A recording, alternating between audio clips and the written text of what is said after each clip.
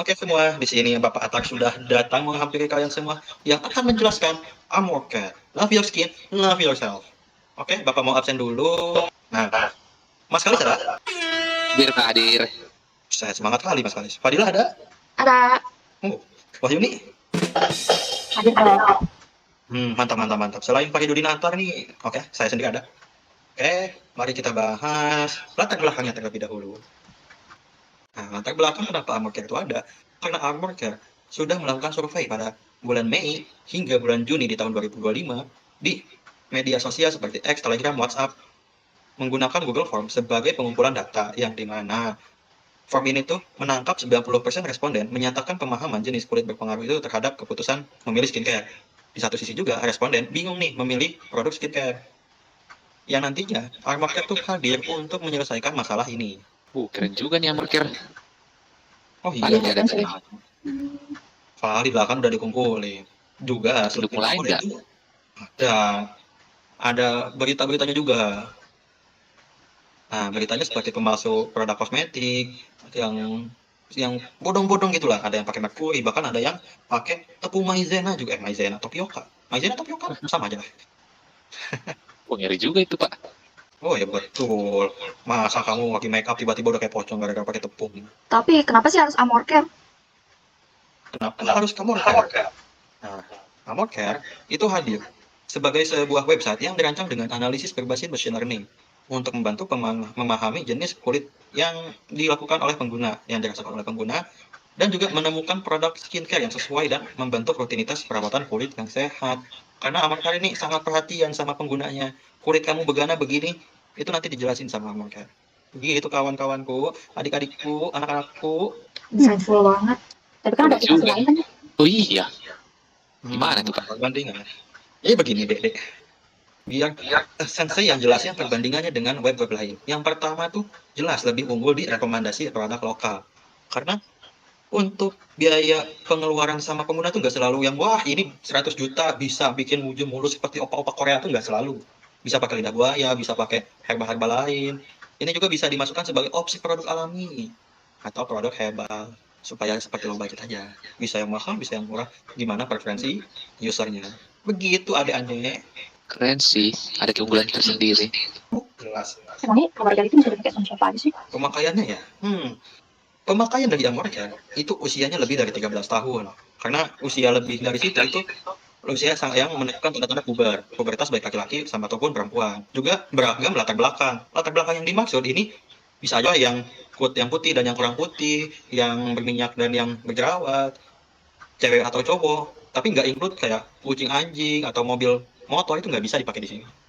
Minat tinggi terhadap skincare. Kalau nggak minat ngapain pakai Armor Care? Armor Care itu biasanya buat skincare. Kalau nggak minat apa sama pendapatan kurang dari 5 juta. Kalau lebih dari 5 juta ngapain pakai yang murah-murah, langsung aja yang mahal sekali aja deh, duitnya dikeluarin semua. Begitu adik-adik. Luas juga ya cakupannya. Oh iya. Gila, bagus banget. Asli sih. Oh iya dong. Terus apa sih yang ditawarkan Armor Care ini? Nah, yang ditawarin sama Armor Care ini, yang pertama tuh analisis. Di analisis jelas ada hasil analisisnya dong. Nah, hasil analisisnya ini nanti dikasih tahu ke user, oh kamu tuh kulitnya gini, rekomendasinya ini. Nanti dikasih tahu juga artikel yang berkaitan. Kalau udah puas gak nih sama pelayanan Armor Care, dikasih tahu lah di testimoni user. Sesimpel itu. Karena masih dalam tahap pengembangan. Wah, keren banget. Jelas lah kan dong. Masa nggak keren? Nah, itu pengembangannya kayak gimana ya? Oh, bagus nih, pertanyaannya bagus nih, mantap nih. Nah, bagian pengembangannya itu, mungkin di awal pakainya Figma. Kayak gambar dulu deh, sebelum bikin web. Digambar, diimplementasi, pakai CSS, HTML, JS, ditambah sama Bootstrap, biar makin mantap lah desainnya. Nah, buat sistemnya, pakai Flash, sama XMPP. Nah, buat machine learning, itu pakai TensorFlow. Supaya modelnya tuh bisa tahu nih, oh muka kamu tuh kayak begini, sekian persen jerawatan, sekian persen berminyak, begitu. Pakai TensorFlow. Wah, canggih juga ya. Asli canggih banget. Oh iya, mantap dong. Terus buat apa ya, kayak cara dia dapetin datanya gimana? Nah, cara dia dapetin datanya, yang pertama, itu dia ngumpulin dong jenis-jenis kulitnya dulu nih. Kulitnya ada berminyak, berjerawat, normal. Itu ngumpulin di mana sih? Di Kaggle. Orang-orang anak ML tuh kalau belajar tuh pasti dari Kaggle. Ngumpulin data daripada jauh-jauh nyari yang lain tuh dari Kaggle dulu. Nah, habis dari Kaggle itu ke sosmed yang bisa kita scraping, contohnya kayak TikTok, X, Pinterest. Total data yang dipakai buat training itu adalah 1118 per label. Kalau dijumlahin semua sih 3354 ya. Wah, banyak juga ya. Oh, jelas. Capek ngumpulin data tuh. Terus Emang model yang dipakai apa? Nah, buat modelnya tuh pakai CNNN, jenis modelnya juga pakainya MobileNet. Meski MobileNet itu terkenal ringan, itu operasinya juga bagus. Dia bisa dapetin 91% akurasi dengan lossnya tuh di bawah 0,5. Itu jadi kita nggak perlu khawatir nih, apa kalau ketika dideteksi wajahnya bakal lama? Enggak, bakal cepet, jelas. Wah, keren banget. Canggih-canggih gini secara bisnis aman nggak? Pakai nanya, wah ini tuh secara SPOT ya, secara strength-nya dulu deh. Itu dia bisa ngediagnosa wajah, bisa mendukung UMKM lokal, gratis lagi, edukasinya lagi. Nah, itu. Tapi ada kelemahannya juga dong, jelas. Itu bergantung kepada kualitas input. Nah, kualitas inputnya ini kalau jelek nanti disangkanya, wah ini mah bukan muka, ini mah pantat kuda gitu. Itu nggak boleh itu sebenarnya, itu jadi weakness model. Nah, karena masih dalam tahap pengembangan, ini juga masih disebut sebagai prototype, jadi belum tersedia aplikasi mobile natifnya. Dan juga akurasinya pun masih terbatas di 3 jenis kulit. Lalu ada di opportunity. Opportunity itu ada kolaborasi sama UMKM, tren kenaikan belanja skincare, sama edukasi yang masih rendah nih kalau di luar kota besar. Nggak selalu, tapi kebanyakan ya. Nah, tantangannya itu persaingan secara digital, secara aplikasi global dan lokal tuh kompleks. Ketidakpercayaan juga ada. Terus tantangan perlindungan data dan keamanan tuh. Siapa tahu ada mantan orang tiba-tiba ngamuk pengen dapetin wajahnya, nyerangnya ke Amorcare, itu bahaya sebenarnya. Tapi overall bagus sih. Wih, kompleks banget. Wih, Iya, jangan ditanya. Siap banget ini Amorcare analisisnya. Jangan ditanya dong.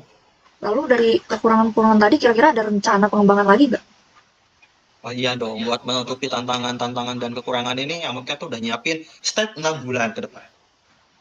Yang pertama nih, di bulan pertama tuh jelas ningkatin kualitas dataset. Biar nanti ketika ngedeteksi model pantat kuda tuh, wah ini pantat kuda bukan wajah nih, ini salah. Ya akurasi mantep. Penambahan jenis kulit lokal Indonesia. Oh jelas, biar nanti tuh kalau disangka ada orang hitam tuh nggak yang, wah ini orangnya orang luar, ini orangnya asli Papua loh, oh ini tuh orangnya asli orang Sunda loh, atau orang putih banget gitu. Oh ini orangnya orang bule nih, bukan orang Indo. Jadi sangkanya begana begini, ini salah. Ini di bulan kedua buat perbaikan penambahan jenis kulit lokal Indonesia. Ketiga, personalisasi perawatan.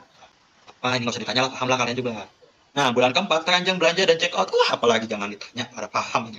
Chatbot AI, ini tuh buatnya, kalau emang kalian nanti bakal mau diskusi sama AI, wah wajah aku nih lebih bagus daripada Jungkook ya. Ini gimana caranya biar makin bagus? Atau kayak, oh pacar aku nih ngamuk-ngamuk mukanya udah kayak brewok ya. Baiknya gimana? Tuh, nanti sama AI bisa dikasih tahu. Di bulan ke-6, user profiling dan riwayat analisis. Ini mah kumpul data user aja. Karena ini sebagai hasil akhir dari pengembangan untuk yang sekarang. Nampak siap Wah. banget ini Amorcare ini. Ini menarik banget sih. Jangan ditanya kawan-kawan. Aku tuh jadi malu gitu loh. Sebagai sensei itu malu-malu. Tapi buat membangun aplikasi ini kan pasti butuh anggaran nggak sih? Oh iya jelas. Anggarannya pun gak sedikit. Nah, anggaran itu sekitar 80 juta. Itu pun kalau nggak masuk ke dompet saya. Untuk gaji tim itu sekitar 25% dari dari budget awal. Selebihnya buat research itu meliputi dataset, hosting, domain, API chatbot, UI design, payment gateway setup, legalitas pemasaran, dan lain-lain. Itu udah di-include semua total 60 juta. Kalau nggak masuk dompet saya. Wah, rencana banget ya. Jangan Besar banget dananya. Nah, di sini ada nggak ini yang suka masih salah pakai skincare? Aku sih Setelah ada aku Amorcare, Aku bang. setelah ada Amorcare enggak sih? Oh Ya, iya sih, bener. bantu banget sih Amorcare. menarik sih dicoba sih. Jadi begitu pembahasan tentang Amorcare, baik dari latar belakang, pembuatan model, pembuatan website, kelebihan website, analisisnya, rancangannya, bisnis ya yang saya maksud. Begitulah pokoknya. Ingat Amorcare, love your skin, love yourself. Tepuk tangan buat saya. Gak apa-apa, anak-anak saya nih, aduh.